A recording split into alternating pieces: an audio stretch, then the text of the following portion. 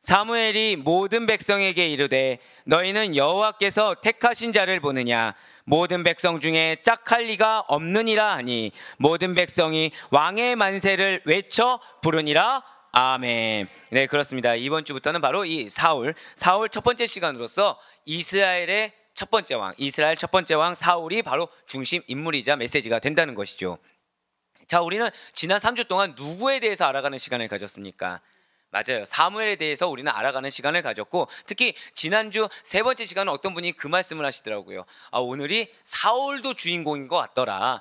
사울과 사무엘을 대비하면서 사실은 에피타이저로, 전초전으로 2부 전야제로 우리는 사울에 대해서 지난주에 조금이나마 어떻게 해서 어떤 배경에서 이스라엘의 초대 왕으로 등극했는지를 좀 알 수가 있었어요. 그리고 사무엘과 비교했을 때 사울이 어떠한 문제점을 가지고 있는지도 조금이나마 우리가 맛볼 수가 있었다는 것이죠. 자, 당시 이스라엘은 어떤 위기에 처했는지 혹시 기억하십니까? 바로 블레셋이 한 번 침략한 것이 아니라 계속해서 집요할 정도로 계속되는 침략으로 인해서 위협받는 상황에 지금 처해 있다는 거예요. 그러니까 사무엘이 다스리는 동안에는 이 블레셋을 물리치고 평온을 유지할 수가 있었습니다. 그것은 근데 어디까지나 이스라엘 백성 입장에서 봤을 때는 이 사무엘을 배제하면은 너무나도 불편한 거예요. 이 사무엘을 배제하면 너무나도 두려운 상황이라는 거죠. 그래서 불완전한 평화 상태가 지속될 뿐인 것처럼 이스라엘 백성들은 느꼈다라는 것입니다. 그러니까 사무엘 한 명이 있으면 되기 때문에, 그럼 왜 사무엘이 있으면 우리가 평화로울 수 있을까를 생각하면 참 좋겠지만 그렇게 생각하지 않았다라는 거예요. 그러다 보니까 이러한 국제적인 정세에 대한 불안감이 누가 더 민감하게 반응하게 되나요? 이스라엘 백성들이 더 민감하게 반응하게 됐다는 거죠. 그러니까 이스라엘 백성들이 자신의 생활 전선에 블레셋의 침략을 받게 되고, 그리고 주변 국가들이 눈에 보이기 시작하는 겁니다. 하나님이 보일 그 눈에 뭐가 보였다고요? 주변 정세 국가가 보이기 시작했다는 거예요. 사랑하는 여러분들, 저를 따라 고백하실게요. 은혜보다 앞선 것은 없습니다. 이걸 기억하셔야 돼요. 자, 지금 사무엘이 다스리는 동안에 블레셋의 침략을 받습니까? 못 받습니까? 블레셋의 침략이 없어요. 설령 온다고 해도 거뜬히 물리쳤다는 거죠. 그러니까 사무엘이 있으면 무엇이 있는 상태예요? 은혜가 있는 상태예요. 그런데 이스라엘 백성들은 굳이 무엇을 받다고요? 불안정한 국제정세에 민감했다라는 것입니다. 사무엘이 주는 그 은혜에 만족하지 못했다라는 거예요. 그러다 보니까 그들은 자연스럽게 왕을 요구할 수밖에 없었다는 거예요. 뭐 당연하겠죠. 사무엘 사사로는 불안정하다고 생각을 한 겁니다. 사무엘 하나로는 좀 이것은 불안전하기 때문에, 그럼 이 불안전한 자기들의 마음을 위로할 수 있는, 이 불안전한 자기의 마음에 만족을 주고 안정감을 줄 수 있는 것이 과연 무엇일까라고 생각했다는 거예요. 자, 문제는 바로 이거라는 거죠. 정치적으로나 세상적인 기준으로 바라봤을 때 백성들이 강력한 지도자, 강력한 왕을 요구하는 것은 전혀 부당하지가 않다는 것입니다. 그렇겠죠. 왜냐하면 이스라엘을 위협하는 이웃 열방들이 무엇을 취하고 있어요? 대다수가 왕정체제를 취하고 있는 상황이기 때문에 정치적으로나 세상적인 기준에 있어서는, 자 봐라, 여기 강대국들이 왕정체제를 취하니까 우리도 저 선진 시스템을 가져야 맞지 않겠냐라는 얘기를 했다라는 거예요. 그러니까 우리 이스라엘에게도 왕이 필요하지 않겠어? 라고 이야기했다는 거죠. 흔한 말로 당시에 그 이스라엘 주변 국가의 정세의 대세가 왕정 정치였다는 것입니다. 그런데 중요한 건 문제가 바로 거기 있다는 거예요. 설령 외부에서 이웃 국가들이 그렇다고 하더라도 이스라엘은 자신은 그러한 이웃 국가들과는 다르다라는 걸 인식했어야 되는 것입니다. 이웃 국가들이 지금 어떤 걸로 강대해졌고 어떻게 했을 때 약해졌는지에 대해서 민감하게 반응한 것보다, 저 따라 고백하실까요? 하나님께. 맞습니다. 하나님께 먼저 민감하게 반응을 해야 되는데, 하나님께 받는 은혜는 은혜고, 근데 이것이 나에겐 좀 불안정한 것 같으니까 외부의 시선을 돌린다라는 굉장히 세상적이고도 정치적으로 기민한 태도를 보인 것이 문제라는 것이죠. 이스라엘은 지금 하나를 놓쳤어요. 저 따라 고백하실까요? 정체성. 이걸 놓쳤다는 거예요. 사랑하는 여러분들, 잊지 마시길 바랍니다. 우리에게 있어 가장 기본이자 우선은 정체성이에요. 관계가 아닙니다. 내 눈에 보이는 판단이 아니라는 거예요. 가장 우선은 무엇이다? 하나님의 백성이라는 정체성이라는 거예요. 하나님이 나에게 어떤 은혜를 주시고 무엇을 원하시는지 분별이 가장 우선인 것이지, 내 눈의 판단 그리고 이웃 국가들과의 관계, 이것이 우선이 아니라는 거예요. 맞아요. 이스라엘 백성들은 정체성을 잊지 말아야 됩니다. 이 정체성에는 무엇이 담겨 있겠습니까? 그동안 그들을 인도하여 내시니, 그동안 그들을 보호하여 주신 이가 누구신지를 절대 잊어서는 안 된다는 거죠. 즉 그들의 존재가, 여러분의 존재가, 저 따라 고백하실까요? 누구 덕분인지 이거를 기억해야 된다는 거예요. 어느 상황에서나 나의 존재가 누구 덕분인지, 나의 존재가 과연 누구 덕분에 여기까지 왔는지를 잊지 말아야 된다는 거예요. 하지만 이스라엘 백성들은 신정국가로서의 정체성을 잃어버렸습니다. 하나님 덕분에 왔다는 것을 잊어버렸어요. 지금 누가 보인 거예요? 주변 국가가 보이는 거예요. 지금 누가 보입니까? 정치적인 주변 국가가 보이고, 그럼 그 가운데 왕을 세우는 걸로 과연 끝날까요? 끝나지 않는다는 거예요. 끝나지 않는다는 거예요.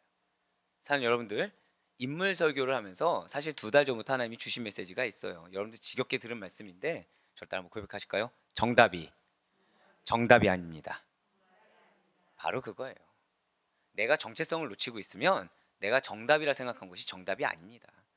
내가 정체성을 기억하고 있다고 하면서도 하나님으로부터 주신 은혜, 여기서부터 생각하지 않는다고 한다면, 그것이 우리에게 우선되고 전부가 되지 않는다고 한다면 내가 내린 정답은 정답일 수가 없다라는 거예요.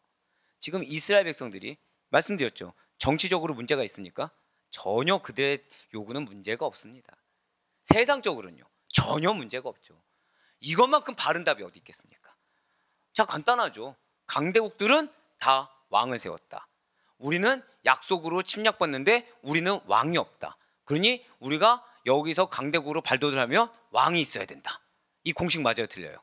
세상적으로 너무 지극히 정답이죠. 그런데 하나님의 백성이라는 정체성, 하나님의 은혜로 인도함을 받고 살아온 정체성을 끼워 넣으면 전혀 정답이 될 수가 없다는 것입니다. 맞아요. 이스라엘 백성들은 지금 신정국가로서의 정체성을 잃어버렸습니다.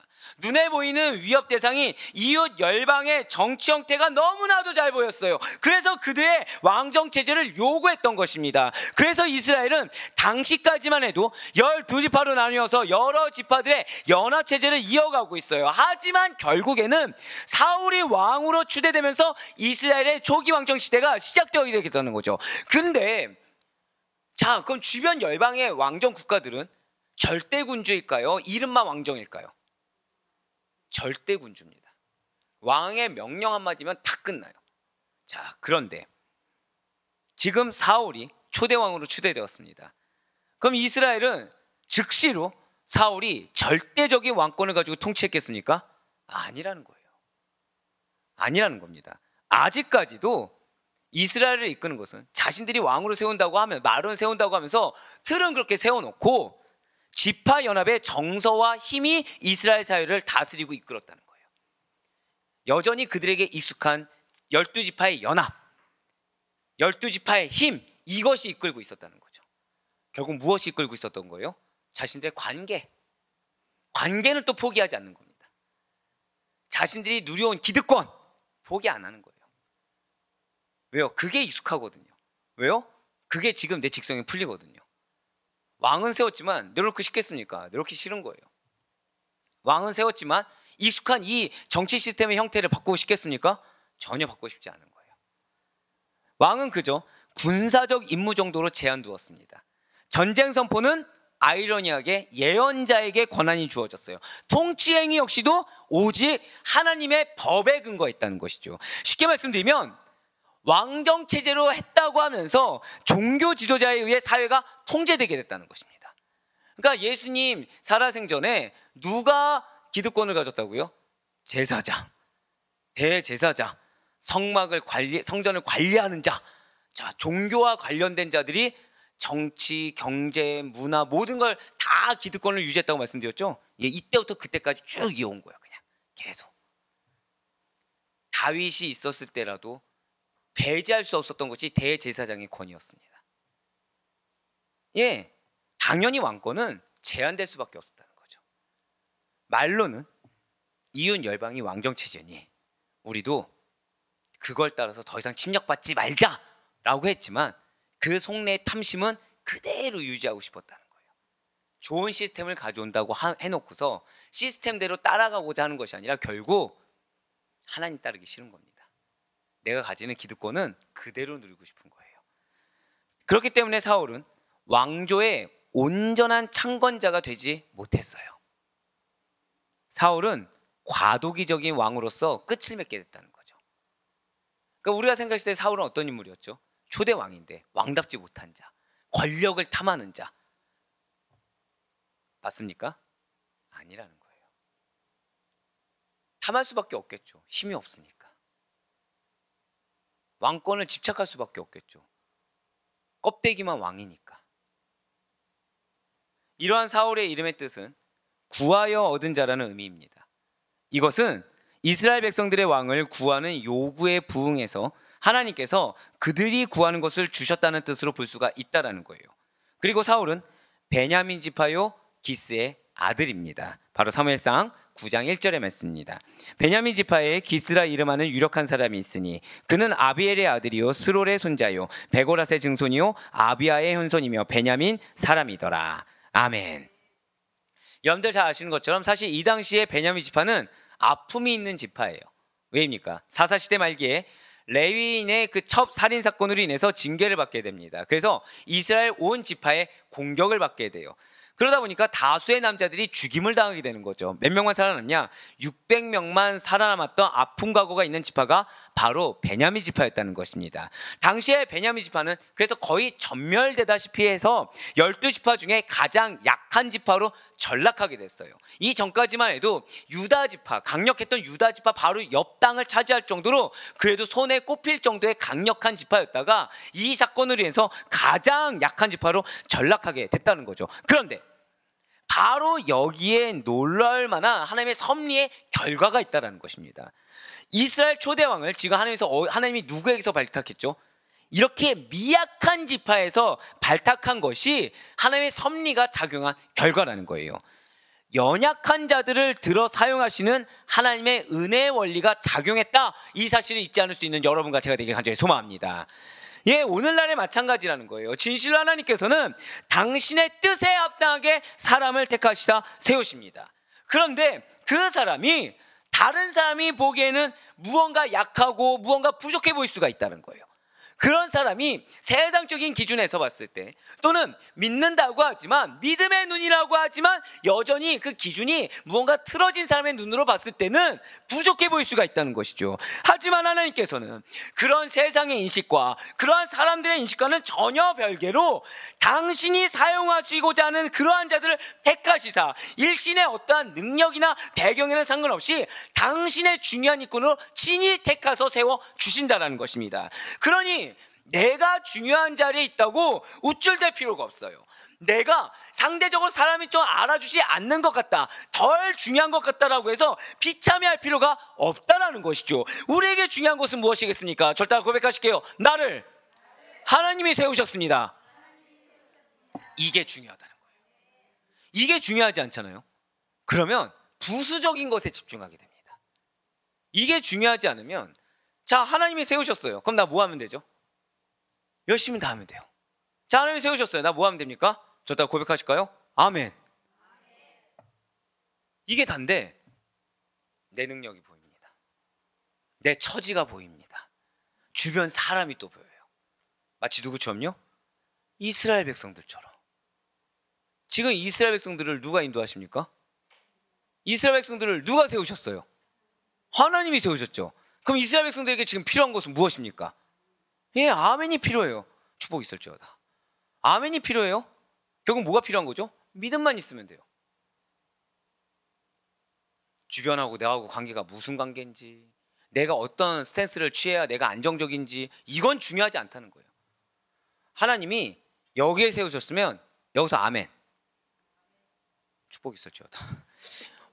한 명 했으면 그 다음에 다 할 줄 알았더니 예, 보통 제가 두 번째 소용없습니다라고 하거든요. 근데 이번에 소용이 있죠. 이러면. 네. 하나님이 자, 저 드럼에 세우셨어요. 근데 나는 드럼을 쳐본 적이 없는 거예요. 그럼 뭐 하면 돼요? 아멘. 물론 힘들겠죠. 힘들겠죠. 노력이 필요하겠죠.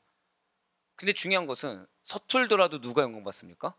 하나님이 영광 받는 거예요. 꽃꽂이 힘들겠죠. 근데 서툴더라도 누가 영광 받아요? 하나님. 아까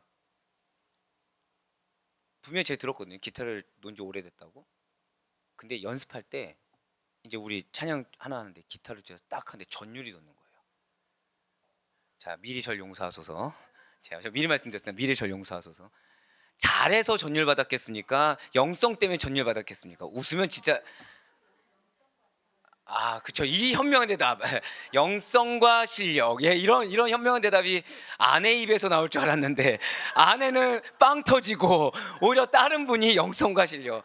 은혜로다. 네. 바로 그거라는 거예요. 물론 실력이 너무 좋으시죠. 저는 감히 치지도 못하지만. 그런데 실력 이전에 저는 뭘 느낀 거예요? 그분의 기도, 그분의 간절함, 사모함이 느껴지는 거예요. 세 번째 소용없을 것 같습니다. 네. 중요한 건 우리에게 필요한 건 뭐냐? 하나님이 나를 선택하셔서 내가 원하는 위치든 내가 원하는 상황이든 이건 중요하지 않다는 거예요.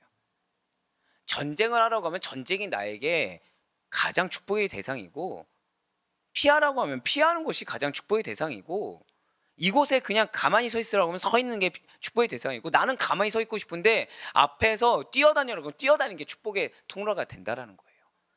그게 아멘이 우리에게 주는 축복이라는 거죠. 예, 맞아요. 지금 필요한 것은 하나님께서 택해서 세우셨다는 것입니다. 이스라엘 백성들이 그걸 놓쳐서 무엇을 원했어요? 왕을 요구했어요.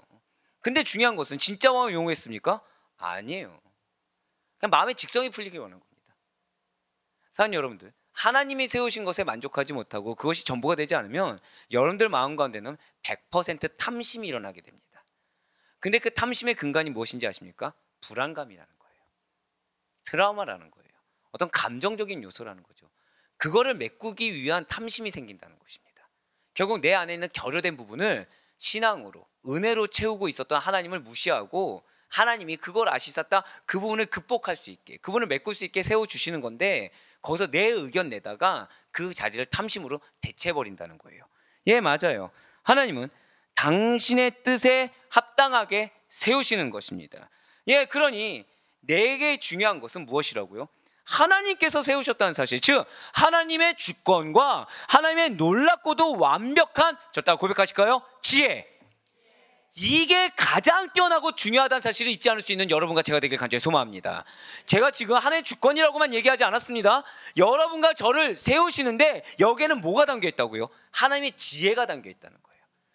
놀랍고도 완벽한 지혜가 담겨 있다는 것입니다. 내가 여기에 아멘 했을 때 내가 아무리 많은 보호막을 설치하고 걱정을 하고 염려를 하고 다 소용없고, 여기에 내가 아멘으로 순종했을 때 내가 부끄러울 정도로, 내가 왜 그랬지? 라는 생각이 들 정도로 하나님께서 완벽하게 역사하시는 주권을 경험하게 되는 줄 믿으시길 바라겠습니다. 그렇습니다. 분명 사울은 이렇게 시작했다는 거예요.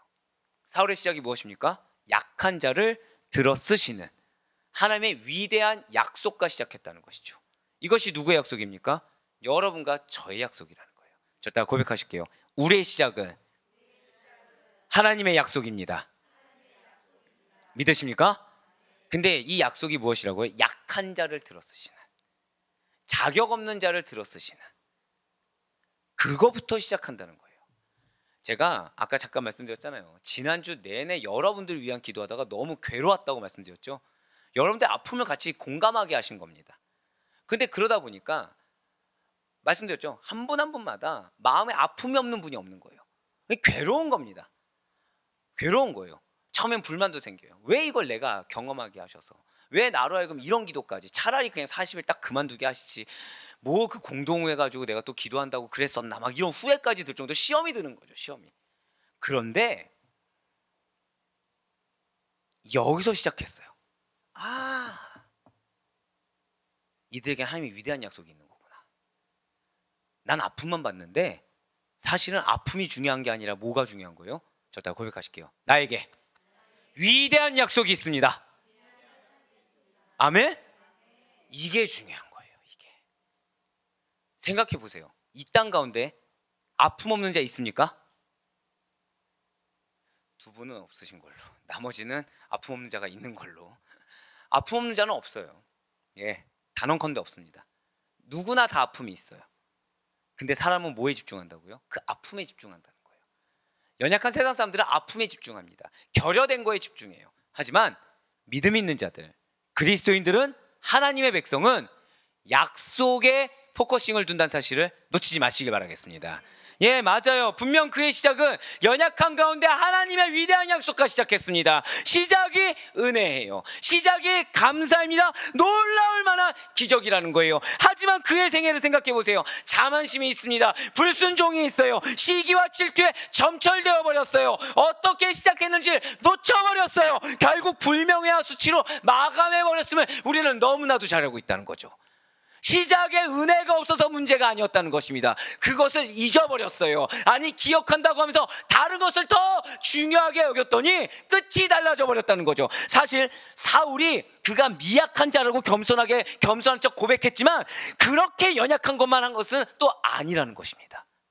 자, 그가 속한 지파 베냐민 지파는 어땠다고요? 가장 약한 지파라고 말씀드렸어요. 이건 사실이에요. 하지만 집안 자체는 불운하거나 좋지 못한 가정 환경에서 자란 것이 아니라는 거예요. 왜냐하면 성경은 이렇게 생각하시면 됩니다. 족보를 막 기록하는 거 있잖아요. 간단하게 말씀드리면 이거는 이 사람은 이렇게 다 인정받을 만한 좀 유력한 집안에서 태어났다, 이렇게 생각하시면 좀 쉽습니다. 자, 근데 지금 성경이 사울의 가문이 지금 누구누구 거쳤다고 얘기했나요? 1, 2대가 아닙니다. 아비야, 베고라, 스롤, 아벨을 거쳐서 기스에 이르는 가문. 사울은 어디예요? 6대 정도를 기록한 거예요. 그 중에 좋아요. 유력자죠. 기스는 또 어떠한 자라고 아예 명백히 밝힙니까? 사울의 아버지 기스는 유력한 사람이라고 아예 못을 박습니다. 유력한 사람으로 번역된 히브리어 기포르하일이라는 게 있어요. 이 기포르하일은 저를 따라 고백하실게요. 부유한 사람, 강한 용사. 자, 이렇게 얘기하면 감이 잘 안 오실 수 있습니다. 자, 베냐민 그 징계 전에 베냐민 지파의 그 장정이 25,000명입니다. 자, 근데 25,000명의 땅을 분배받았죠. 근데 그 중에 몇 명 남았다고요? 600명 남았다고 했죠. 600명에서 25,000명분을 나눠 가졌다 생각하시면 됩니다. 갑자기 이제 감이 딱 오시죠. 예, 흔한 말로 뭐가 된 거예요? 그렇죠, 땅 부자가 된 거예요. 놀랍지 않습니까? 지파로서는 약하게 됐는데 아이러니하게 부유하게 됐어요. 예, 맞아요. 25,000명의 사람들에게 분배되었던 땅을 나누어 가진 600명의 후손이었기 때문에 지파 자체는 연약하지만 실상은 뭐예요? 땅 부자, 부유한 사람이 기스였다는 거예요. 그 기스의 아들이 누구라고요? 사울. 자, 그런데 비단 물질적인 부분만은 아니라는 거죠. 기포르하리에는 또 뭐를 가리키냐? 저를 따라 고백하실게요. 강한 용사. 자, 베냐민 지파에는 유독 상대적으로 용사들이 많았다는 겁니다. 그러니까 이렇게 생각하시면 되죠. 땅 부자예요. 물질이 많아요. 근데 타고날 때부터 남자애가 통병 겁니다. 왜? 운동도 안 하는데 근육질인 거죠. 예, 강건한 거예요. 애가 병치레도 안 하고. 그런 용사들 중에서도 체격 조건이 뛰어난 자가 누구예요? 사울이라는 거예요. 자, 이제 감이 오시죠. 사울이 자기 기름 붓겠다고 사무엘이 얘기했을 때 겸손한 척했다고 제가 말씀드렸습니다. 이제 이해가 되시죠? 진짜 약한 자입니까? 돈 있고 건강 있는데 뭐가 약합니까? 지파 연약하다고 앙알거린 거죠. 바로 사무엘상 9장 2절의 말씀입니다. 기스에게 아들이 있으니 그의 이름은 사울이요 준수한 소년이라. 자, 얼굴도 잘생겼어요. 이스라엘 자손 중에 그보다 더 준수한 자가 없고 키는 모든 백성보다 어깨 위만큼 더 컸더라. 그렇습니다. 사울은 지금 성경이 증거하듯이 연약한 지파는 맞습니다. 하지만 용모가 굉장히 준수하고 건장한 표현이었어요. 성경이 이러한 사울에 대해서 표현할 때 제일 먼저 나온 표현이 지금 무엇입니까? 그의 이름은 사울이요, 그 다음에 뭐였죠? 준수한 소년이라. 이 말씀은 굉장히 젊고 잘생겼다는 뜻이고 특별히 사울의 뛰어난 풍채를 지칭하는 표현입니다. 예, 맞아요. 사울은 다른 사람들이 볼 때에도 왕다운 면모를 지닌 사람이었다는 거죠. 이스라엘 백성들이 지금 어디에 포커싱을 두고 있다고 말씀드렸죠? 하나님이 아니라 외적인 조건들을 지금 보고 있었다고 말씀드렸죠. 외적인 조건을 보는 이스라엘 백성들이 보기에 사울은 퍼펙트했다는 거예요. 사울은 외형적으로 너무 준수하고 외형적으로 굉장히 건장했다는 것입니다. 아예 어깨 위만큼, 그러니까 키도 크고 등치도 좋고 얼굴도 잘생긴, 그게 사울이었다는 거죠. 그래서 사무엘 역시도 이러한 사울을 백성들에게 소개하면서 모든 백성 중에 그와 감히 짝할 사람, 그러니까 그와 견줄 사람이 없다고 한 거예요. 오늘 보면 사무엘상 10장 24절의 말씀입니다. 사무엘이 모든 백성에게 이르되 너희는 여호와께서 택하신 자를 보느냐, 모든 백성 중에 짝할 리가 없느니라 하니 모든 백성이 왕의 만세를 외쳐 부르니라. 아멘. 그렇습니다. 지금 사울은 잘생긴 거에서 끝난 것이 아니라 잘생겼을 뿐만 아니라 매우 건장한 청년이에요. 다른 사람들보다도 머리 하나가 더 있을 정도로 신장이 컸다라는 거죠. 신체적 능력이 굉장히 월등했다라는 것입니다. 그렇기 때문에 백성들이 봤을 때 이 사울은 블레셋을 대항해서 싸우기에 굉장히 적합한 인물로 여겨졌다는 거예요. 왜 여러분들 블레셋 사람들 하면 누가 생각납니까? 그렇죠, 골리앗이 생각나죠. 그러니까 블레셋 사람들은 굉장히 건장한 사람들이죠. 그 건장한 사람들을 상대하기에는 사울만한 적격이 없었다는 거예요. 사울은 백성들에게 봤을 때 굉장히 매우 매력적인 인물로 보여졌어요. 그런데 그것은 그저 눈에 보여지는 평가일 뿐이라는 것입니다. 사울의 육체적인 힘도 그의 자신감의 원천이 되고 있었던 일신의 배경과 능력도 하나님께서 함께 하시지 않으니까 자기보다 더 월등한 신체를 가진 자 앞에서는 아무 소용이 없었다는 거예요. 백성들은 블레셋 사람들과 상대하기에 제일 적합하겠다고 여겼던 자가 자신보다 능력이 뛰어난 것처럼, 신체적 능력이 뛰어난 것처럼 보이는 자 앞에서는 두려워서 떠는 겁쟁이로 전락해버린 것을 보게 되었다는 것이죠. 바로 사무엘상 17장 4절과 11절의 말씀입니다. 블레셋 사람들의 진영에서 싸움을 도두는 자가 왔는데 그의 이름은 골리앗이요 가드 사람이라 그의 키는 6규빗 1뼘이요 사울과 온 이스라엘이 블레셋 사람의 이 말을 듣고 놀라 크게 두려워하니라. 아멘. 하나님이 함께하지 않으니까 골리앗 앞에서는 어떻게 됐어요? 두려워 떠는 겁쟁이가 되어버렸다는 거죠. 백성들은 뭘 기대했어요? 골리앗이 나오든 블레셋이 나오든 사울은 용감할 줄 알았어요. 당연히 대항하기에 좋은 체격 조건이었어요. 그래서 그의 외형적인 조건을 보고 왕으로 세운 거예요. 자, 왕으로 세운 이유가 이제 나왔죠. 왜 세웠습니까? 블레셋과 싸우라고. 왕으로 인정한 것입니까? 아니요. 대신 싸워줄 자로 인정한 겁니다. 그런데 그 전쟁터 앞에서 본질이 드러나 버렸어요. 그의 본질은 무엇입니까? 하나님이 함께하지 않으니까 겁쟁이에 불과했어요. 두려워 떠는 자에 불과했다는 거죠. 사랑하는 우리 성도 여러분들, 어떠한 육체적인 힘, 세상적인 배경, 우리의 눈을 가릴 수 있는 능력보다 강한 힘과 권능이라는 것은 오직 하나님께로부터밖에 나올 수 없다는 사실을 반드시 믿으시길 바랍니다. 우리는 나의 세상적인 눈을 의지해서는 안 된다는 거예요. 우리는 나의 세상적인 판단과 기대를 의지해서는 안 된다는 것이죠. 오직 하나님의 권능만을 의지할 수 있어야 된다는 거예요. 오직 하나님의 능력으로만 일할 수가 있어야 된다는 것이죠. 진실로 하나님께서는 당신의 백성에게 힘과 능력을 주시는 분이십니다. 믿으십니까? 피곤한 자에게 능력을 주시는 분이세요. 무능한 자에게 힘을 더하시는 분이라는 거죠. 자, 여기에 중요한 요건이 있어요. 힘을 누구에게 준다고요? 무능한 자에게 줍니다. 능력을 누구에게 준다고요? 피곤한 자에게 주는 거예요. 근데 내가 무능하지 않은 척, 무시 안 당하려고 능력 있는 척, 괜찮은 척 하는 사람들에게는 죄송하지만 능력 전에 하나님은 회개의 기회를 주십니다. 돌이킴의 기회를 먼저 줘요. 그 돌이킴의 기회를 왜 주시죠? 인정하라고. 너의 본질을 인정하라고. 정확히 우리의 본질은 무엇이죠? 하나님 없이는 단 하루도 살 수 없는 존재라는 걸 깨닫게 하신다는 거예요. 그러니 여러분, 나의 연약함이 드러날 때 부끄러워하지 마세요. 아, 이것이 나에게 기회구나. 이것이 내가 은혜구나라고 생각하셔야 됩니다. 여러분들 지금 굳건히 붙잡고 있는 무언가가 있다고 한다면 이것이 오히려 나로 하여금 수치로 가는 지름길이라는 것을 꼭 깨달으셔야 됩니다. 하나님은 그거를 깨길 원하신다는 거예요. 그거를 깼을 때 무엇을 주신다고요? 능력을 주세요. 그걸 깼을 때 힘을 더하여 주십니다. 그래서 내 기대와는 전혀 다른 방향의 길로 하나님은 인도하십니다. 믿으십니까? 하지만 사단은 여기서 뭘 빼죠? 너 그렇게 무능한 자 맞아? 아니야. 너 무능하지 않아. 너 지금 그동안 노력해온 삶이 어딘데?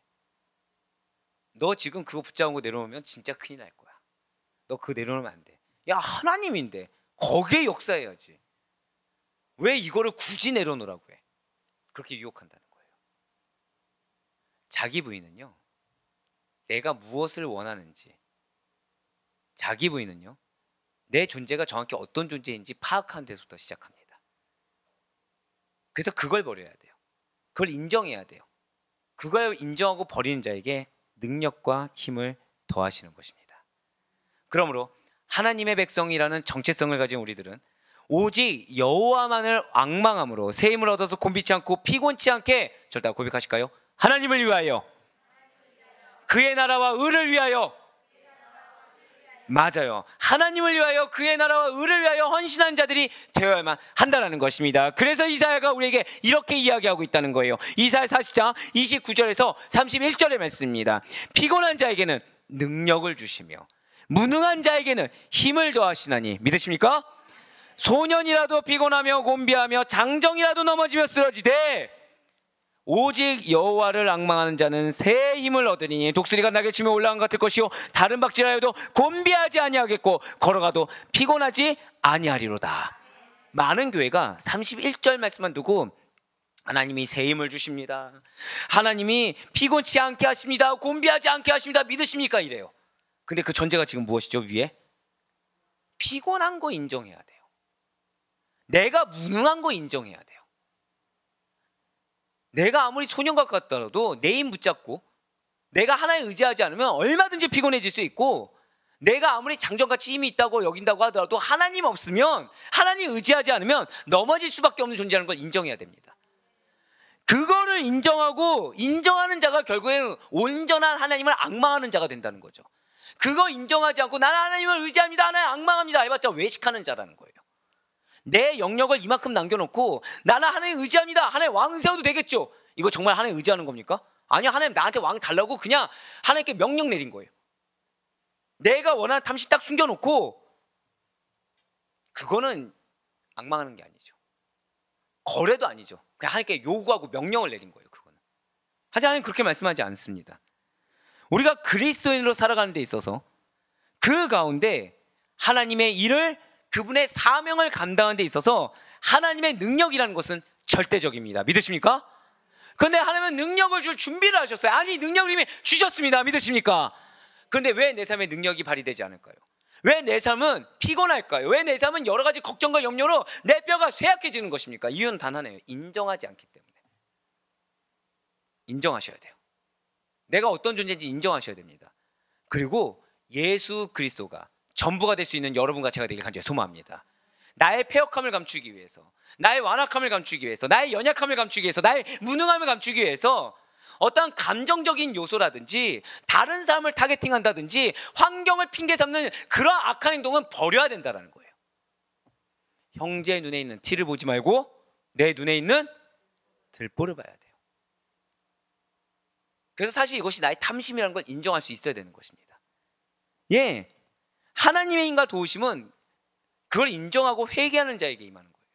그리고 그런 하나님 힘과 도우심이 없으면 사명이라는 것은, 우리가 일상의 생활을 살아가는 데 있어서 믿음으로 승리한다는 것은 불가능하다는 거죠. 이것은 우리뿐만이 아니에요. 사울 역시 마찬가지라는 것입니다. 하나님의 능력이 그를 붙들어줄 때만이 왕의 역할을 감당하는 겸손한 주의 종으로서 살 수가 있는 거예요. 무엇보다 자, 지금 사울의 현재 상태가 어떻다고 말씀드렸습니까? 껍데기만 왕이라고 쉽게 말씀을 드렸어요. 그러니까 비록 왕정 체제를 갖췄을지라도 여전히 이스라엘이라는 나라의 정체성이 신정 국가라는 거죠. 그래서 이전에 신정국가로서 살아갔던 그 형태를 계속 유지하는 것입니다. 그 이스라엘 사회를 지탱하는 것이 무엇이라고 말씀드렸어요? 지파의 연합, 지파의 힘이라고 말씀드렸어요. 여전히 하나님의 통치 안에 말씀이 그 사회 정치의 전반을 이루고 있다고 말씀드렸습니다. 결국 왕정이라는 테두리를 갖췄지만 그 속내는 다 무엇이에요? 신정국가라는 거죠. 결국 성령의 능력이 사울에게는 가장 필요했다는 거예요. 내가 아무리 왕으로 세움받았다고 하더라도 누가 세우셨다고요? 하나님이 세우셨고, 그리고 하나님의 능력이 없으면 이 세우심 받은 자리에서 나는 전혀 이 역할을 감당할 수 없다는 인지가 필요하고, 그것을 인정하고 하나님을 의뢰하고 악마하는 그러한 신앙적인 자세가 반드시 필요했다는 거죠. 내가 원하는 것을 요구하기 이전에 말입니다. 예, 맞아요. 실제로 베냐민 지파의 사울은 출신이 연약한 게 맞습니다. 방금 전에 이스라엘 나라를, 이스라엘 그 국가를 지탱하고 있는 힘이 뭐라고 말씀드렸습니까? 지파의 연합이라고 말씀드렸잖아요. 지파의 힘이라고. 예, 사울은 비록 유력한 자가 맞습니다. 예, 우리 쉽게 땅 부자고 강건한 자로 말씀드렸어요. 하지만 지파는 연약하다는 거죠. 그렇기 때문에 베냐민 지파의 사울로서는 그의 출신의 연약함을 상쇄시키기 위해서 더욱 강력한 성령의 능력을 힘입어야 했다는 거예요. 아무리 돈이 많다고 자랑해도, 아무리 내가 머리 하나 더 있어서 강건하고 해봤자 이스라엘 지파에서는 인정받을 수가 없다는 거죠. 왜요? 그래봤자 베냐민 지파니까. 결국 그에게 필요한 것은 무엇입니까? 강력한 성령의 능력을 힘입어야만 이스라엘에서 지도력을 발휘할 수가 있다는 거예요. 그렇습니다. 사울은 그냥 바로 왕으로서의 역할을 감당할 수 있는 것이 아니었어요. 사무엘로부터 기름 부음을 받은 뒤 성령의 능력으로 변하게 되었습니다. 이전과는 다른 새 사람이 되어서, 저 따라 고백하실까요? 하나님의 기업의 지도자. 맞아요. 여기서도 기업이 나와요. 하나님의 기업의 지도자가 될 수가 있었다는 것이죠. 사무엘상 10장 1절의 말씀입니다. 이에 사무엘이 기름병을 가져다가 사울의 머리에 붓고 입맞추며 이르되 여호와께서 내게 기름을 부으사 그의 기업의 지도자로 삼지 아니하셨느냐. 지금 사무엘은 사울의 머리에 기름을 부었습니다. 하나님께서 그를 이스라엘의 지도자로 삼으셨음을 선언했어요. 자, 여러분들 잘 아시는 것처럼 구약에서 사람의 머리에 기름을 붓는 것은 그 직분과 사명, 권위가 누구로부터 온 겁니까? 하나님으로부터 왔다라는 것을 인정하고 그 권위를 부여하는 것을 의미했어요. 그리고 무엇보다, 한번 저 따라 고백하실까요? 성령의 임재, 성령의 임재를 상징한다는 거예요. 그렇기 때문에 사울의 기름 부음 받음은 그가 이스라엘의 초대 왕의 직분을 위임받았음과 함께 그에 필요한 성령의 능력을 보장받았다는 의미를 가지고 있다는 거죠. 오늘날 교회에서 이러한 기름 부음을 무엇으로 대신합니까? 안수로 보통 대신하고 있지만 그 의미 역시 동일하다는 거예요. 안수 받음으로 말미암아 우리의 직분의 근원에 대해서, 우리의 사명의 근원에 대해서, 더불어서 그러한 주님의 세우심에 대한 권위에 대해서 거기에 따라 필요한 성령의 능력을 보장받았음을 축복하고 있다는 것이죠. 성령님께서 여러분들을 축복하십니다. 왜 특별새벽기도 때 여러분들을 안수하겠습니까? 성령의 능력으로 축복하는 겁니다. 더불어서 여러분들의 일신의 힘으로 살지 말고 오늘 하루 살아가는 데 있어서 성령님의 힘으로 살기를 바라는 마음인 것입니다. 왜 우리가 환우들을 위해서 기도할 때 여러분들 안수할까요? 마음의 병이든 육신의 병이든 성령님께서 임재하셔야 되기 때문인 것입니다. 예, 맞아요. 병원에 가서 우리 고침받을 수가 있겠죠. 하지만 궁극적으로 하나님이 역사하지 않는다고 한다면 불안정할 수밖에 없다는 거예요. 완벽한 여호와 라파의 손길이 임할 수 있도록. 맞아요. 그런데 중요한 것이 있죠. 성경은 모든 그리스도인들을 왕 같은 제사장으로 부르는 것을 우리는 잊지 말아야 된다는 거예요. 그렇기 때문에 왕 같은 제사장으로 부름받은 모든 그리스도인들은, 저 따라 고백하실까요? 성령 충만, 이것을 절대적으로 필요하고 있다는 사실을 잊지 마시기 바라겠습니다. 쉽게 말씀드릴까요? 여러분들에게 성령 충만을 방해하는 것이 있습니다. 마음의 걱정, 마음의 근심, 이것이 성령 충만을 방해해요. 그럼 대다수는 이것이 해답이 나와야 내가 성령 충만 받을 걸로 착각을 합니다. 아니에요. 걱정과 근심은, 저 따라 고백하실까요? 버려야 한다. 버려야 해요. 버려야 돼요. 버리는 것은 내 해답을 버리는 겁니다. 하나님의 해답을 두는 거예요. 거기에 성령 충만이 와요. 거기에 하나님의 역사를 보는 것입니다. 믿으십니까? 이걸 믿으셔야 돼요. 성령의 능력이 없이는 직분은 물론이고 그리스도인의 삶으로서도 살 수가 없다는 사실을 우리 잊지 말아야 된다는 거죠. 성령 충만이 나에게 선택 조건이 되어서는 안 되는 것입니다. 성령 충만은 필수예요. 성령 충만은 매일의 삶인 것입니다. 성령 충만은 평생의 삶임을 믿으시길 바랍니다. 사무엘상 10장 9절의 말씀 보시길 바라요. 기름 부음을 받은 사울이 집으로 돌아가기 위하여 사무엘에게서 떠나 돌이킬 때 하나님께서 그에게 새 마음을 주셨다는 것이죠. 그가 사무엘에게서 떠나려고 몸을 돌이킬 때 하나님이 새 마음을 주셨고 그날 그 징조도 다 응하니라. 기름 부음 받았더니 성령 충만 받았더니 하나님은 어떤 마음을 주셨다고요? 새 마음. 바로 여기에요. 아까 제가 어떤 말씀 드렸습니까? 마음에 근심이 있을 때, 마음에 걱정이 있을 때, 마음에 염려가 있을 때 성령 충만 받으면 해결될 것 같지만 먼저 이거를 끊어버려야 된다고 말씀드렸습니다. 그럼 성령 충만을 받는다고 말씀을 드렸죠. 그럼 하나님 무슨 마음을 주신다고요? 새 마음 주시는 거예요. 새 관점을 주십니다. 새 길을 열어주세요. 그런데 내가 이걸 붙잡고 있으면 받기란 유언합니다. 내가 붙잡고 있는 것은 결국 내 기준이거든요. 내가 붙잡고 있는 것은 내 집착일 수도 있고 내 해답일 수도 있거든요. 새 마음이 들어갈 자리가 없다는 거예요. 옛 성품만이 들어갈 자리만 있게 없다는 거죠. 하지만 새 마음을 주셨다는 거예요. 그리고 다 응하니라. 사울이 하나님의 산인 기브아에 이를 때 선지자의 무리가 그를 영접하였습니다. 바로 그때 하나님의 신이 사울에게 크게 임하였고 선지자 무리 가운데서 예언을 하게 되었다는 것이죠. 사무엘상 10장 13절의 말씀입니다. 사울이 예언하기를 마치고 산당으로 가니라. 사랑하는 여러분들, 사울의 변화의 시작이 그 자신의 어떠한 계획이나 사울의 능력, 노력에서 비롯된 것이 아니란 사실을 여러분들 반드시 기억하시길 바라겠습니다.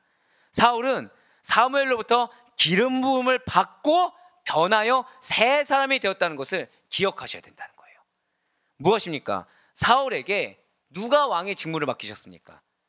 요구한 건 이스라엘 백성이지만 허락하신 것은 하나님이세요. 하나님께서 왕의 직무를 맡기셨는데 그에게 왕의 직무를 위해 필요한 능력도 부여하셨다는 거예요. 그럼 지금 사울에게 부족한 게 있습니까? 없습니까? 없어요. 아까 제가 왜 지파의 연약함을 상쇄시키고 지도력을 발휘하기 위해서 뭐가 필요하다고 말씀드렸죠? 성령 충만이 필요하다고 말씀드렸어요. 그래서 성령의 능력으로 인한 강력한 역사를 지도력을 증거해야 된다고 말씀드렸습니다. 자, 그런데 지금 하나님 뭘 주셨죠? 하나님이 기름 부음으로 말미암아 새 사람이 되게 허락하셨어요. 자, 하나님은 성령의 능력을 허락해 주셨습니다. 믿으십니까? 이스라엘 백성의 왕으로 세움받을 수 있도록 환경의 연약함을 극복할 수 있는 능력을 주셨다는 거예요.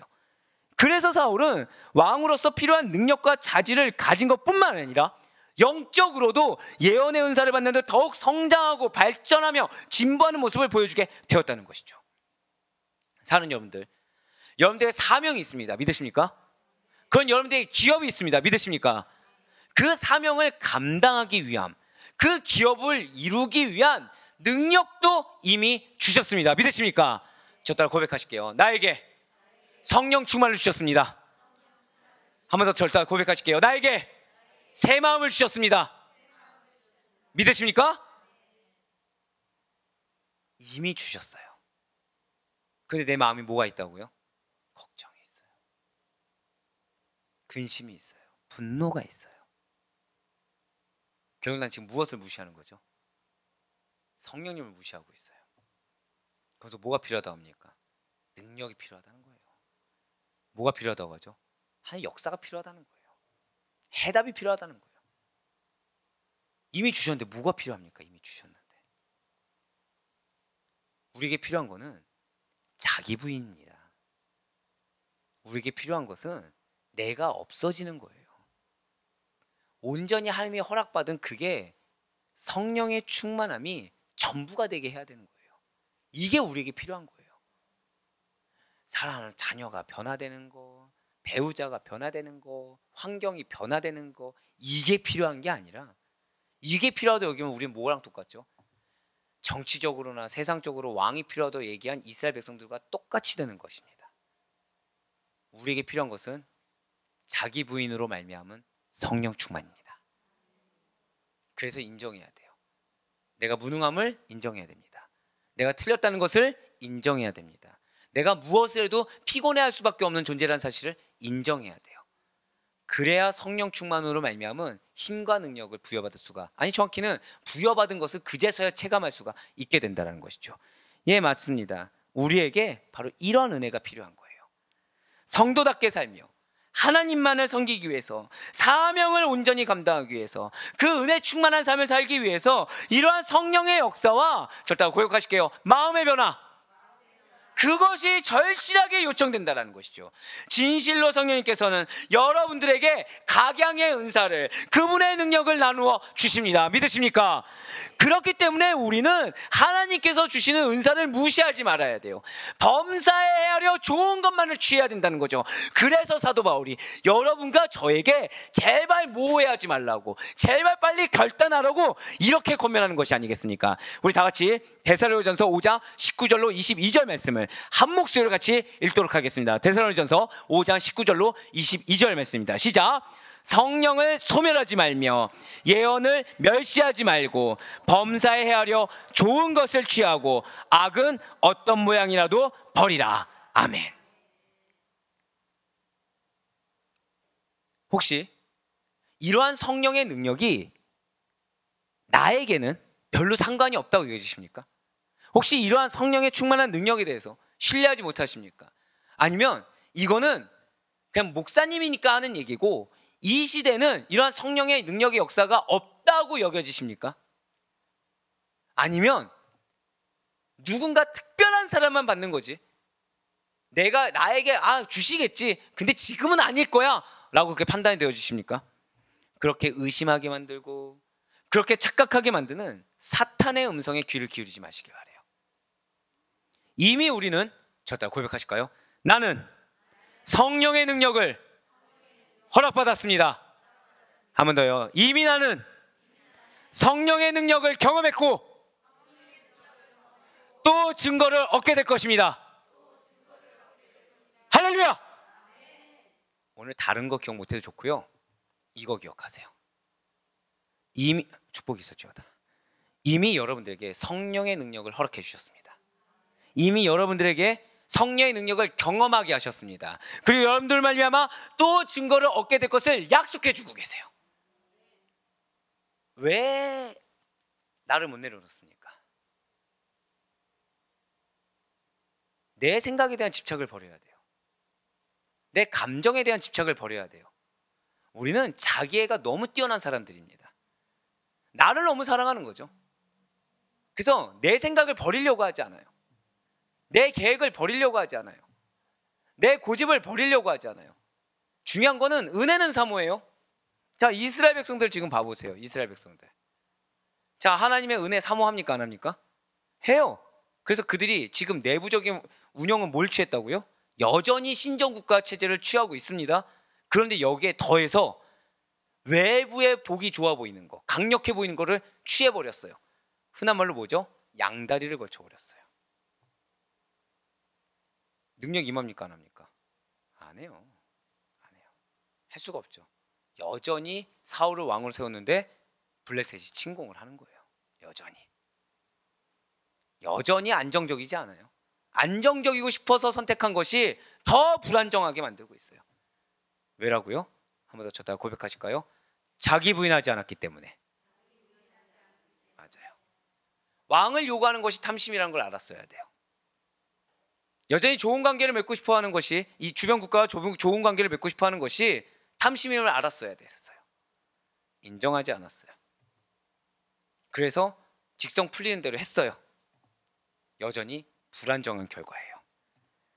진실로 여러분과 저는 달라야 합니다. 우리를 부르신 이는 신실하신 하나님이십니다. 믿으십니까?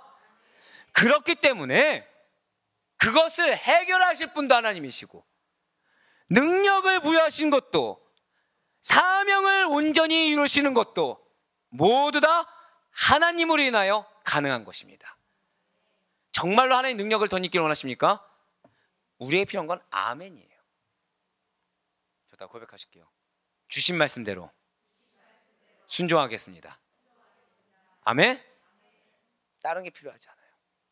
사단은 감정을 건드립니다. 사단은 제가 아까 말씀드렸죠. 이스라엘 백성들이 요구하는 것은 정답이라니까요. 못 빼면요, 정체성 빼면. 그러니까 여러분들이 내려놓지 못한 것을 한번 하나님의 백성이란 걸 한번 넣어보세요. 하나님의 뜻을 우선시해 보세요. 신앙의 삶으로 우선시하시고 은혜로 우선시해 보세요. 내가 지금 원하는 것이 정답인지 아니면 이거 내려놔야 내가 은혜 받는 거구나 깨닫게 되는지. 사울을 부르시니까 그에게 성령의 기름 부음으로 충만하게 하시사 하나님의 능력으로 사명을 감당하게 하시는 것입니다. 여러분들 부르실 땐 이유가 있어요. 여러분들 그 상황에 놓이게 할 때, 그 환경에 처하게 할 때는 이유가 있는 것입니다. 그런데 하나님은 여기에 답은 딱 하나로 정하셨어요. 답은 무엇이라고요? 하나님의 능력으로. 이게 답이에요. 이게. 하나님의 능력을 받으려면 어떻게 해야 된다고요? 자기 부인. 내가 없어야 돼요. 내가. 그러니 사울은 어떠한 경우에서라도 그를 부르시니가 하나님이시라는 것을 잊지 말았어야 돼요. 이스라엘을 잘 다스리기 위해서는, 그러니까 터울만 왕이 아니라, 겉보기만 왕이 아니라 정말 능력으로 이스라엘을 강건한 능력으로 잘 다스리기 위해서는, 정확히 하나님께서 택한 백성인 이스라엘을 인정받으면서 잘 다스리기 위해서는 하나님의 왕되심의 그들 공동체의 본질이기 때문에 하나님에 대한 절대적인 신앙을 절대로 잊어서도, 절대로 놓쳐서도 안 된다는 것이죠. 절대로 놓치지 말아야 될 것이 무엇이라고요? 한 번 더 절대 고백하실게요. 절대적 신앙. 이거를 놓치지 말아야 된다는 거예요. 내 말을 하느라 말로는 이건 하나님의 뜻이야, 하나님이 원하시는 거야, 정직해야 돼, 구별해야 돼 말을 하면서 내 탐심을 드러내는 것이 아니라 하나님 절대적인 신앙, 이거를 놓치지 말아야 된다는 거죠. 그러나 시작이 인간적이었던 사울이었습니다. 이러한 신본주의의 기본을 안타깝게도, 자, 시작은 은혜였어요. 약할 때 강한 대신 하나님이셨습니다. 기적이었어요. 기름 부음도 받았습니다. 그런데 사울을 세운 요구가 어떤 거였죠? 이스라엘 백성들의 요구였어요. 그러니까 시작이 인간적이었죠. 이러한 신본주의의 기본을 지키지 못했다는 것입니다. 정확히는 사울은 가장 잊지 말아야 할 것을 당연시 여겨버렸어요. 그리고 당연히 잊어버렸다는 거죠. 하나님의 백성이라는 타이틀이 그냥 당연했어요. 삶은 하나님의 백성이 아니었어요. 그렇습니다. 인간적인 요구에 의해서 세워진 사울의 미래는 슬프게도 어느 정도 미리 예견된 것이었습니다. 여기에 우리가 경각심을 가져야 되는 이유가 여기에 있습니다. 하나님께서 여러분들을 세우셨습니다. 믿으십니까? 그런데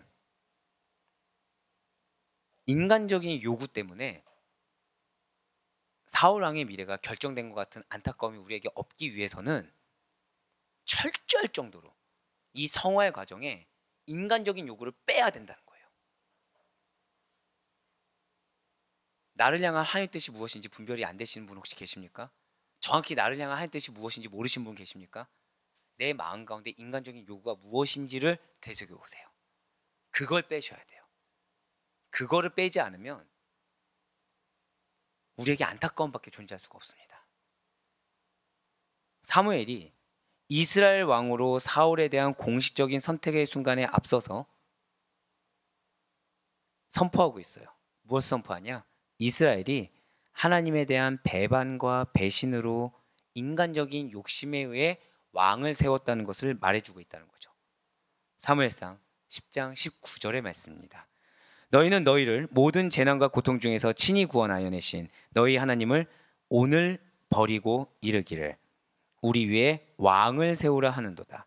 그런즉 이제 너희 지파대로 1000명씩 여호와 앞에 나오라 하고. 자, 지금 빨간색 글씨로 뭐가 돼 있죠? 너희의 하나님을 오늘 버리고. 지금 이스라엘은 어떠한 하나님을 버리고 왕을 요구한 것입니까? 이스라엘은 모든 재난과 고통에서 구원하신 하나님을 버려버렸어요. 인간으로서 나만을 위한 왕을 요구한 것입니다. 인간으로서 자기 마음에 위로를 줄 수 있는 왕을 요구했다는 거예요. 하나님을 위한 백성이라는 정체성을 버렸어요. 하나님을 위해서 자기 부인, 자기 헌신할 생각을 하지 않았어요.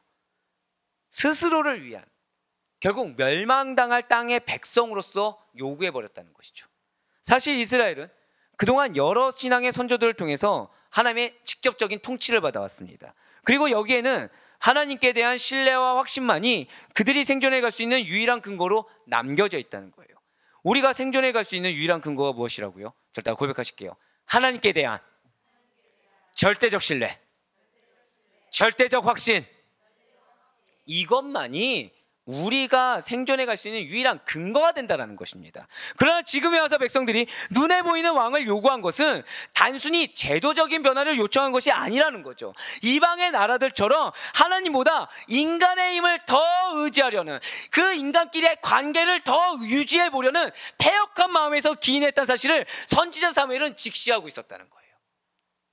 왜? 왕을 세우면 동맹이란 걸 맺잖아요. 왕을 세우면, 지금 이스라엘은 왕이 없잖아요. 동맹 맺을 수 있습니까? 없습니까? 누가 대표해서 동맹을 맺습니까? 하나님 말씀에 금지하고 있는데. 근데 왕 세우면 어떻게 할 수 있죠? 정치적인 요건에 의해서 동맹을 또 맺을 수가 있죠. 침범당하지 않을 거라 착각한 거예요. 이처럼 인간의 힘을 의지하려고 했고, 인간 간의 관계를 의지하려고 했던 이스라엘의 불순한 동기는 이후에 이스라엘이 당하는 고난의 중요한 요인이 되고 있다는 거죠. 사울 자신도 점차 신앙의 맛을 아는 것이 아니라 권력의 맛을 알아버려요. 그로 인해 하나님보다 그 권력이 자기 것인 양 착각을 해서 자기의 힘을 더 의지함으로 말미암아 결국 비참한 최후를 맞이해 버렸다는 것입니다. 사랑하는 모든 아드포에게 성도 여러분들, 하나님의 힘과 인간의 힘이 있어요. 하나님의 생각과 인간의 생각이 있습니다. 어떤 것을 더 의지하고 계십니까? 혹시 모른다로 숨어서는 안 돼요. 혹시 이것이 하나님의 뜻이 아닐까 포장해서도 안 됩니다. 이것이 하나님의 생각인지 인간의 생각인지는 우리가 기가 막히게 압니다. 기가 막히게 알아요. 하나님의 생각은 심플해요. 우리에게 요구하는 것은 단 하나입니다. 믿음. 믿음. 근데 여기에 내가 있어요, 없어요? 내가 없어요. 내가 없어요. 근데 인간의 생각, 인간의 힘은 길어요. 말도 길고, 생각도 길고, 이유도 길고, 길어요. 하나님의 뜻이 없어요. 그걸 다 채우고자 한다. 사울처럼 되는 거예요. 아니라는 거죠. 이스라엘 백성들처럼 눈에 보이는 것을, 또는 내 안목에 좋은 것을, 지금 당장 나의 마음을 위로해 줄 세상의 무언가를 하나님 대신에 나를 지켜줄 왕으로 선택하고 있는 것은 아닌지, 그러한 것들로 내 마음을 위로하기 위한 그러한 기도를 하는 것은 아닌지 우리가 되돌아볼 수가 있어야 된다는 것입니다. 내가 기도 제목이라고 지금 갖고 있는 것이 사실은 내 마음을 위로하기 위한, 또는 세상의 어떤 조건을 갖추기 위한 것이라고 한다면 빨리 버려야 돼요. 우리는 그리스도인입니다. 믿으십니까? 그리스도인들은 그냥 어떤 선택사항이 아니라 너무나도 당연하면서 절대적으로 하나님의 나라와 그의 의를 구해야 하는 것이 그리스도입니다. 그런데 이것도 구하고 저것도 구하는 것이 아니라 절대적으로 하나님 나라와 그의 의를 구하는 것이 우리의 기도의 100%가 되어야 돼요. 사실은. 왜요? 여러분들 자신보다 더 잘 아시는 분이 하나님이십니다. 믿으십니까? 그럼 여러분들의 연약함을 하나님이 아세요, 모르세요? 아세요. 근데 그 하나님께서 여러분들로 하여금 그 연약한 상황을 왜 두십니까? 딱 하나예요. 믿음 보고 계세요. 믿음 보고 계세요. 너에게 중요한 것이 무엇이냐는 거예요. 너에게 중요한 것이 무엇이냐는 거죠. 솔직히 고백할까요? 이 전 교회를 그만두는 게 너무 힘들었어요. 왜 힘들었을까요? 사랑을 많이 받았어요. 물론 여러분들만큼은 아닙니다. 여러분들만큼은 아니지만 사랑을 많이 받았어요. 그런데 신기한 건요, 이 마음을 주시는 거예요. 마음을 주신 거예요. 자, 한번 솔직하게 말씀드릴까요? 이 마음을 제가 인정했을까요, 안 했을까요? 절대 인정하지 않습니다. 뭐라고 얘기했을까요? 저 사역자잖아요, 그렇죠? 그러면은 제가 이전 교회에 있을 때 영혼을 맡아 돌봅니까, 안 돌봅니까? 돌보는 거예요. 그럼 전 지금 신앙의 길을 걷고 있습니까, 안 걷고 있습니까? 걷고 있어요. 하나님, 신앙의 길을 걷고 있습니다. 첫 번째 항변은 그거였어요. 하나님, 저 지금 세상이라는 거 아닙니다. 저 세상에 다 내려놓고 왔잖아요. 저 지금 신앙의 길 걷고 있습니다. 말이 됩니까? 이거예요, 이거. 지금 제가 일이 좀 힘드니까 제가 아마 딴 마음 먹은 것 같습니다. 인정하잖아요. 인정하지 않습니다. 자, 두 번째, 핑계를 대죠. 무슨 핑계를 냈을까요? 지금 저 없으면 안 돌아갑니다. 지금 저 없으면 안 돌아갑니다. 저여야만 합니다. 핑계를 대요. 자, 세 번째 무엇이었을까요? 너무 전 물질 가지고는 기도하지 않습니다. 죄송하지만 네, 하나님 채워주실 거라고 믿고 있기 때문에 하나님, 이제 이전 교회 담임 목사님이셨던 그분이 마음 아파하실 겁니다. 그분 저 없으면 안 됩니다. 진짜로요. 그걸 항변하죠. 그걸 항변했어요. 하나님 원하신 건 뭐였죠?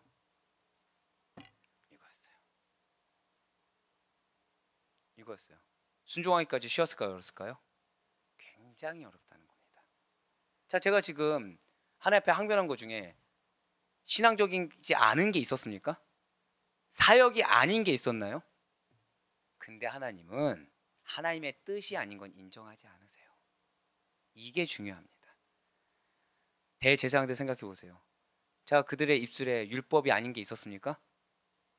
그들의 행동 중에 성전을 경배하는 게 아닌 게 있었어요? 없었다는 거예요. 없었어요. 그들의 외형적인 모습에서는 거룩하지 않은 것이 없었습니다. 우리가 하나님의 뜻을 분별한다는 것은 굉장히 어려운 일입니다. 근데 그 하나님의 뜻을 분별하기 위해서는 철저할 정도로 내가 무엇을 원하는지를 먼저 알아야 돼요. 그리고 그거를 버려야 됩니다. 지금 사울은 유력한 자죠. 근데 사울의 고백은 뭐가 있었어요? 미약한 자라고 했어요. 지파에 대한 트라우마가 있었던 거예요. 감사가 있습니까, 없습니까? 감사가 없는데 아이러니하게 허세가 있는 거죠. 알게 모르게 자기의 의가 있는 거예요. 왜요? 자기는 강건한 자니까. 자기 외모도 준수한 자니까. 나는 자격이 있노라고 생각을 했던 거죠. 거기다가 자기가 원해서 왕이 됐습니까? 사람들이 떠밀었습니까? 사람들이 떠밀었어요.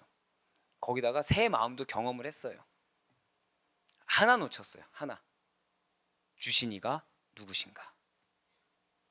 그분이 지금 무엇을 원하시는가? 그거 하나 놓쳤어요. 그래서 끝은 달라지게 됐어요.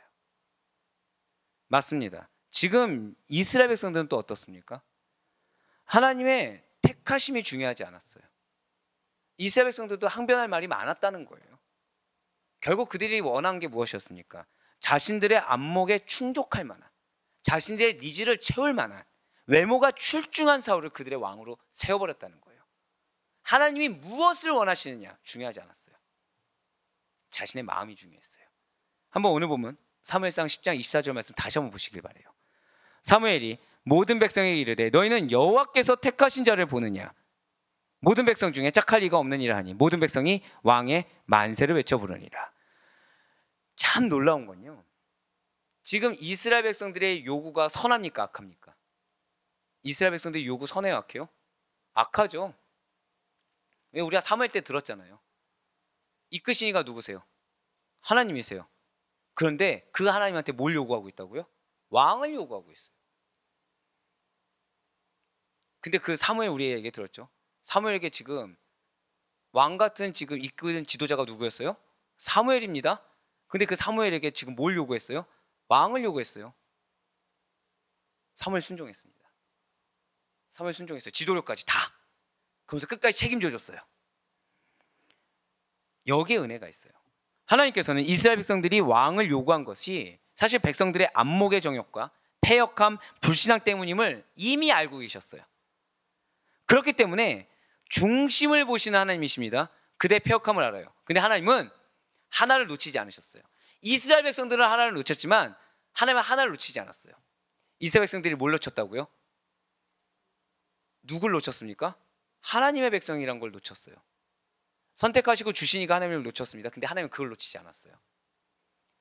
패역하더라도 나의 백성이란 걸 놓치지 않으셨어요. 그래서 당신의 백성들이 외형적으로 인정할 만한, 수긍할 만한 사람을 세우셨던 것입니다. 그렇습니다. 비록 인간의 어리석음이 묻어있는 상황일지라도 하나님께서는 그것마저도 사랑하는 백성들을 생각하시고 거룩한 당신의 뜻을 위해서 이루어 가신다는 사실을 잊지 마시길 바라요. 이것을 우리가 오해해서 안 된다는 것입니다. 맞아요. 잘못했어도 하나님이 때로는 불쌍히 여겨서 응답해 주십니다. 잘못했어도 하나님께서는 때로는 기회를 주신다는 거예요. 그런데 그것이 마치 내가 옳은 것이냐, 마치 내가 정답인 것이냐 착각해서 당연하게 누려서는 안 된다는 것입니다. 이제 아시겠죠? 왜 슬펐는지. 첫 번째는 사울이 불쌍한 거예요. 은혜가 없었습니까? 기회가 없었습니까? 있었어요. 근데 끝이 정해져 버렸어요. 두 번째는 하나님의 마음이 느껴지는 거예요. 어떤 마음이셨을까? 이게 잘못된 걸 아는데 너가 원해? 아 그래, 내가 그래도 해줄게. 근데 너가 빨리 돌이키길 원한다. 이스라엘 백성들은 하나님의 마음을 몰랐어요. 건져주셨어요. 근데 이스라엘 백성들이 그동안의 삶을 보세요. 출애굽을 시켜줬는데 감사 있습니까? 없습니까? 없어요. 그들에게는 계속 하나가 결여되어 있어요. 계속. 건지시니가 누구신지, 세우시니가 누구신지, 택하시니가 누구신지, 그거 하나 계속 빼고 있는 거예요. 그거 빼고 있어요. 그러면서 계속 왜 나의 부족함, 나의 연약함, 이것만을 계속 하나님께 항변하는 거예요. 그래서 하나님께 얘기하는 건 나의 희생, 나의 헌신만을 계속 들이밀고 있는 거죠. 궁극적으로 뭘 원하고 있다고요? 내 욕심, 내 탐심. 그런데 거기까지 응답해 주신 하나님, 얼마나 슬픕니까? 우리는 어떠한 자들입니까? 하나님의 마음을 느낄 수 있는 이 기도회가 되길 바라요. 그 하나님의 마음 앞에 저다 고백하실게요. 내가 결단하겠습니다. 나를 부인하겠습니다. 아멘. 이것이 굉장히 쓴 메시지고 이것이 굉장히 슬픈 메시지 같지만 여기에 능력이 있다는 사실을 믿으시길 바라요. 전 지금 너무 행복합니다. 근데 때로는 소름이 돋아요. 만약에 제가 작년에 그리고 올 초에 그냥 솔직히 또 고백하면 성전구하는데 쉬웠습니까? 어렵습니까? 굉장히 어려웠죠. 그러다 보니까 제가 근데 어렵게 하신 이유 중 하나를 못 깨달았냐면, 왜 아시다시피 작년에 저희가 지지난주였나요? 모인 적이? 지지난주 모였었죠. 지지난주에 저희 TF팀을 구성하는데 쉽게 얘기가 안 나오는 거예요. 제가 고생을 해보니까 야, 우리 장로님들 얼마나 고생할까 이걸 아는 거예요. 안 그랬으면 철없이 이것도 해주세요, 저것도 해주세요 막 이럴 텐데 고생한 걸 아니까 빨리 성전만 해주세요 이런 얘기를 못 하겠는 거예요. 다 믿고 맡기겠습니다. 다. 예. 다만 이제 이런 어려움이 있으니까 이건 고려해 주세요. 예, 우리 장로님들이 선하게 이렇게 또 받아주시더라고요. 그럼 저의 그 고생의 기간은 유익한 겁니까? 유익하지 않은 겁니까? 유익한 거죠. 근데 제가 뭘 느끼냐면, 만약에 그때 후회한 것을 붙잡고 있었다면, 그리고 만약에 그때 지지부진하게 내 핑계거리를 붙잡고 있고, 사실은 그러니까 불순종가 했던 이유가 무엇입니까? 사람이 더 중요했어요. 지금 내가 누리고 있는 것이 더 중요했어요. 여러 가지 핑계거리 됐지만 제 마음 가운데 뭐가 있었던 것입니까? 안주하고자 하는 마음, 안정적이고 싶은 마음, 뭐든지 다 좋게 하고 싶은 마음. 우리가 잊지 말아야 될 것이 있습니다. 이 땅은 영적 전쟁터입니다. 믿으십니까? 좋을 수가 없어요. 죄송하지만. 내가 좋다는 거 사단하고 타협했을 때입니다. 하지만 진짜 좋을 때가 있어요. 하나님이 전부가 되었을 때. 그럴 때는 사람이 보이지 않습니다. 지금 공격 많습니다. 근데 저 지금 어때요? 좋아 보이십니까? 그쵸. 일부러 좋아 보이라고 웃고 있는데 네, 안 좋아 보인다고 하면 안 되죠. 아, 힘들어요. 근데 궁극적으로 행복하게 하세요. 궁극적으로 행복하게 합니다. 인간적으로 잠 못 자요. 맨날 굶어요. 사람들 대적하는데 대응도 못 해요. 기도만 해야 돼요. 행복할 게 뭐가 있어요? 그런데 하나님이 함께함이 있으니까, 하나님이 함께함이 있고 하나님이 능력 주시니까 이게 행복이더라는 거예요. 여러분들 행복은 어디에 있습니까? 하나님께만 있길 바래요. 은혜에 있길 바랍니다. 정말 감사했던 거는 성령님이 여러분들 가정에서 기도할 때 주시는 마음이 있잖아요. 그거 가지고 말씀을 딱 준비하잖아요. 그럼 여러분들이 꿀떡처럼 받아 먹을 때, 그러니까 죄송해요. 지금까지 한 가정들은 다 소름 돋아 했어요. 그냥 네, 네, 다 소름 돋아 했어요. 이 인간은 뭐지? 약간 이런 느낌이셨어요. 예, 그럴 때 감사해요. 그럴 때 왜 감사할까요? 제가 잘 맞췄다 이게 아니죠. 성령님께서 진짜 다 아시는구나. 하나님 진짜 이 가정들을 다 아시는구나. 할렐루야. 근데 여기에 두 가지가 있습니다. 아시는 하나님에서 무서운 거예요. 즉 하나님은 지금 몰라서 우리를 가만 내버려두는 게 아닙니다. 자, 고백하실게요. 기회를 주고 계시다. 맞아요. 기회를 주고 계세요. 우리가 결단하고 먼저 나오길 바라고 계십니다. 이거 하나예요. 나의 결단을 기다리고 계신 거예요. 하나님 강권해서 이렇게 할 수 있어요. 근데 결단을 기다리고 계세요. 여러분들 그냥 아시다시피 우리가 지금 원래 교육자 지금 오기로 하셨던 분들 중에서 제가 한 분을 캔슬을 했잖아요. 이유가 뭐죠? 이유 하나예요. 결단이에요. 결단. 결단의 이유 때문이에요. 그 결단의 이유 아니었으면 가족이 다 결단해서 오느냐, 아니면 가족 중에 아직 준비가 안 된 분이 있냐, 이 차이예요. 무슨 차이가 있겠습니까? 와서 그냥 적응하면 되는 거 아닙니까? 그게 아닌 거예요. 시작이 달라진다는 거죠. 근데 하나님은 그 시작의 차이가 엄청 큰 거 알기 때문에 저 다 고백하실게요. 나에게 결단의 기회를 주십니다. 맞습니다. 하나님께서는 지금 사울에게도 결단의 기회를 주셨어요. 그렇지만 사울의 결단은 자신이었습니다. 자신이었어요.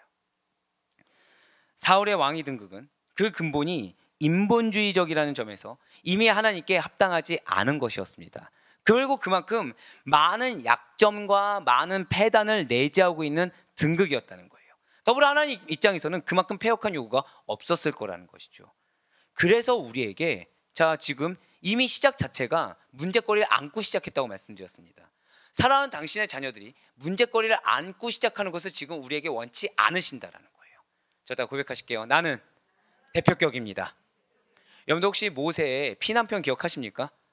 모세가 열장을 선포하러 가기 전에 하나님께서는 누룩이 될 만한, 문제거리가 될 만한 것을 아예 제거해 주셨어요.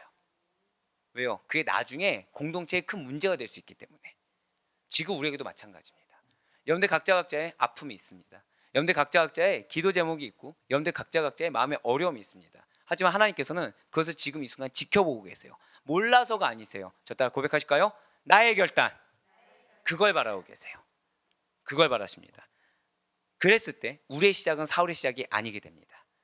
그랬을 때 우리의 시작은 저 따라 고백하실까요? 사무엘의 시작. 그렇습니다. 우리의 시작은 사무엘의 시작이 돼요. 그랬을 때 우리의 시작은 부살렐의 시작이 되는 것이고, 그랬을 때 우리의 시작은 하나님의 기쁨이 되는 시작이 되는 줄 믿으시길 바랍니다. 여기서 더 감사한 것은 하나님께서는 이러한 패역한 요구가 있었던 백성들임에도 불구하고 당신이 택한 백성이라는 이유만으로 사랑과 긍휼로 그들의 역사에 개입해 주셨습니다. 그렇습니다. 점점 더 왜곡되어져 가요. 점점 더 타락해져가는 인간의 역사 속에서도 끝까지 당신의 택한 백성을 버리지 아니하시고 오히려 여러분과 저를 위해서 기회를 주시며 기다려 주시며 역사를 선용해 가시는 하나님의 사랑의 섭리가 이 시간 놓여 있음을 반드시 믿으시길 바라겠습니다. 택한 백성을 버리지 않으시사 눈물로 인내하셔서 하나님의 사랑과 긍휼을 우리에게 베풀어 주고 있음을 믿으시길 바라요. 그렇다면 그 가운데 과연 우리의 선택은 무엇이 되겠습니까? 우리는 무엇을 의지하고 무엇을 유지하고 싶어하며 무엇을 기다리고 무엇을 바라고 있는 것입니까? 이제 우리는 기도하며 나아가는 시간을 갖게 돼요. 이 시간이 매번 똑같은 주제로 기도한다 생각하지 마시길 바라요. 이 시간 하나님 역사하십니다. 믿으십니까? 저 다 고백하실까요? 나의 입술에 권세가 있습니다. 믿으십니까? 한 번 더요. 나의 결단에 능력이 임합니다. 할렐루야! 그렇습니다. 제일 중요한 거, 이 말씀을 선포하게 하신 이 시간의 주체가 누구신지 잊지 마시길 바라요. 하나님 앞에 우리 솔직해집시다. 하나님 앞에 그냥 솔직하게 고백합시다. 주님, 내가 이것을 못 내려놓습니다. 내가 이것이 필요하다고 여깁니다. 내가 이것이 쓴뿌리가 되고 있습니다. 내가 이것이 섭섭합니다. 그런데 나를 기다려주시고 징계하지 않아주셔서 감사합니다. 내 마음에 하나님의 뜻을 분별할 수 있도록 인도하여 주시옵소서. 역사하여 주시옵소서. 나를 부르시고 지금 현재 상황에 나를 놓이게 하신 하나님의 분명한 뜻을 발견할 수 있도록 인도하여 주시옵소서. 그 가운데 여러분과 저의 마음의 중심과 신앙의 중심을 보고 계심을 잊지 마시길 바라요.